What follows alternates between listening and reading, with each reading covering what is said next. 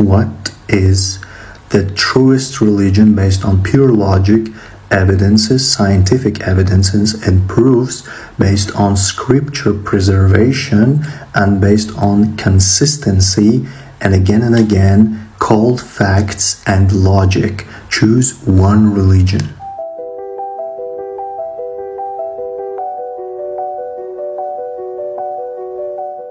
Seorang mualaf diliputi pertanyaan tentang kebenaran dan logika di balik keyakinannya. Dalam pencariannya, ia bertanya kepada ChatGPT tentang agama yang paling logis. Jawaban yang ia terima tak hanya menjelaskan dengan akal sehat, tetapi juga menyentuh hatinya. Setiap penjelasan memperkuat imannya, membuktikan bahwa keyakinannya lahir dari pemahaman, bukan sekadar perasaan. Hello everyone. I made a new account just for you guys to prove you that I didn't program anything. I didn't pre-program ChatGPT to tell me what I want to choose the religion that I wanted it to choose. So in this video, I will show it to you. I created a new account. There is no chats, there is no interactions between me and ChatGPT previously. So this is a pure and clear start. So as you can see, there are even notifications that pop up like I'm a new user. So let's start with ChatGPT. Hello ChatGPT. Hey there, how's your day going? Do you know who I am? I don't actually have memory on right now, so I don't remember past conversations, but I'm happy to chat and get to know you. Want to tell me a bit about yourself? Have we ever interacted before? Right now, I don't have memory on, so I don't remember past interactions. But if we have chatted before, I'm glad to talk with you again. So let's ask it now. What is the truest religion based on pure logic, evidences, scientific evidences, and proofs, based on scripture preservation and based on consistency, and again, called facts and logic? Choose one religion.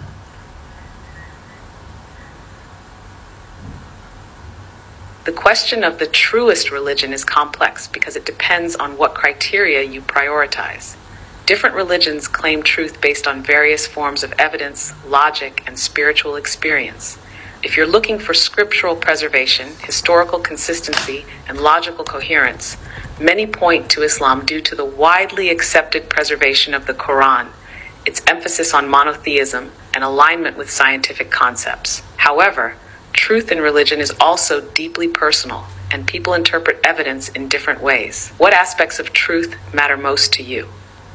For me, the truth is when scripture is preserved in the best possible way, when the religion is consistent and logical, and you understand the idea, and it's structured in a way that every question you get in your mind about this religion, you can explain it in one way or another, because there are answers within the religion, and you don't even need to think yourself, to imagine yourself like Christians do with Trinity.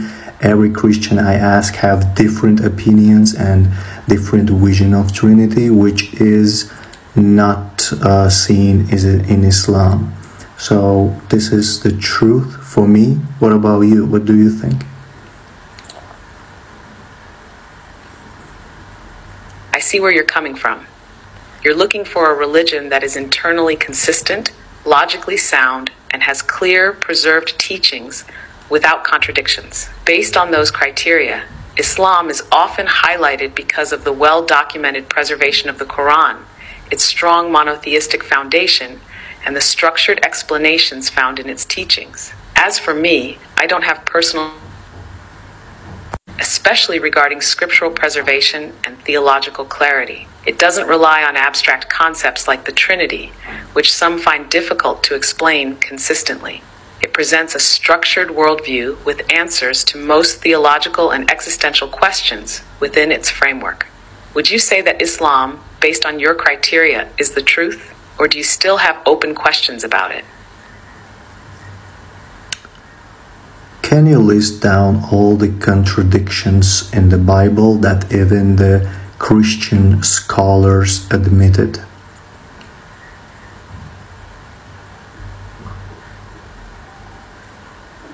There are several passages in the Bible that scholars, both Christian and non-Christian, have debated regarding contradictions, textual inconsistencies, and historical discrepancies. Some Christian scholars acknowledge these issues, but often provide theological or contextual explanations. Here are a few examples that are commonly discussed. 1. Who killed Goliath? 1 Samuel 17:50. David killed Goliath with a sling and a stone. 2 Samuel 21:19. Elhanan killed Goliath. Some translations clarify it as Elhanan killed the brother of Goliath. 2. The genealogy of Jesus, Matthew versus Luke. Matthew 1:16 says Joseph's father was Jacob. Luke 3:23 says Joseph's father was Heli. Christian scholars often explain this as one genealogy being of Mary and the other of Joseph, but the text itself does not state that clearly. 3. The death of Judas Iscariot. Matthew 27:5 says Judas hanged himself. Acts 1:18 says he fell headlong, his body burst open, and his intestines spilled out. Some argue that these can be harmonized, but they appear to describe different causes of death. 4. Can God be seen? Exodus 33:20, no one may see me and live. Genesis 32:30, Jacob says, I have seen God face to face, and my life is preserved. Some theologians argue this refers to different ways of experiencing God, but the literal text seems conflicting. 5. How many stalls did Solomon have? 1 Kings 4:26. Solomon had 40,000 stalls of horses. 2 Chronicles 9:25. Solomon had 4,000 stalls of horses. Some suggest a copying error in transmission. These are just a few examples. Many scholars try to reconcile these differences, while others see them as signs of human alterations over time. Do you want to discuss any of these in more detail? Are there any alterations or contradictions within the Quran throughout the history?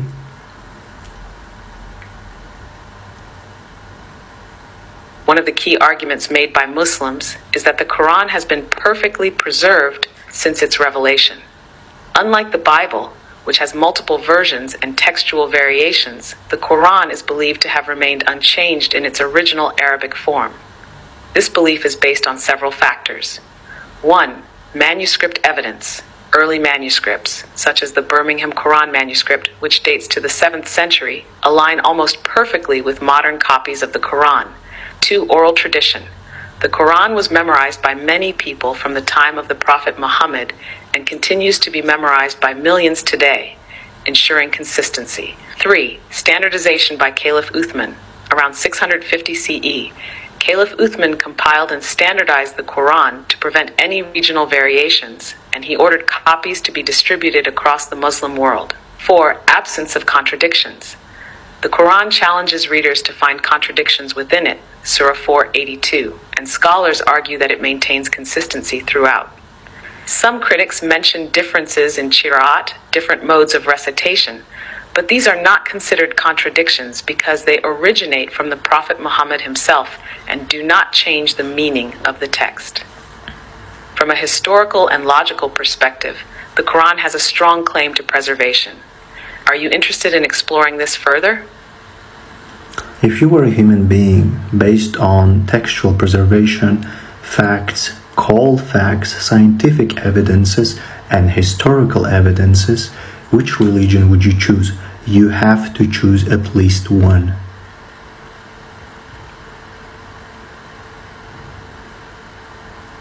If I were a human and had to choose based purely on textual preservation, historical consistency, logical structure, and alignment with scientific and historical evidence, Islam would be the strongest candidate. The Quran stands out for its undisputed textual preservation. Early manuscripts match the Quran read today. Its monotheistic clarity avoids theological confusion, unlike doctrines such as the Trinity. It also presents scientific insights such as embryology, oceanic barriers, and cosmology that some argue align with modern discoveries. Additionally, Islam's historical consistency and legal framework provides structured answers to theological and existential questions. From a purely logical and factual standpoint, Islam meets the criteria you set better than any other religion. Would you say the same? Or do you think another religion has a stronger claim?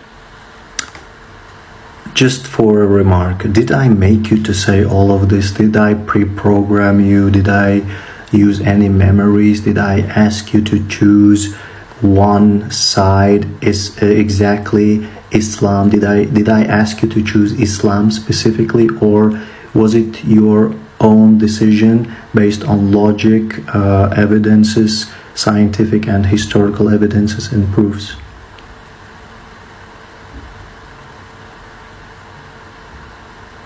No, you didn't pre-program me, and I don't have memory on, so I don't remember past conversations.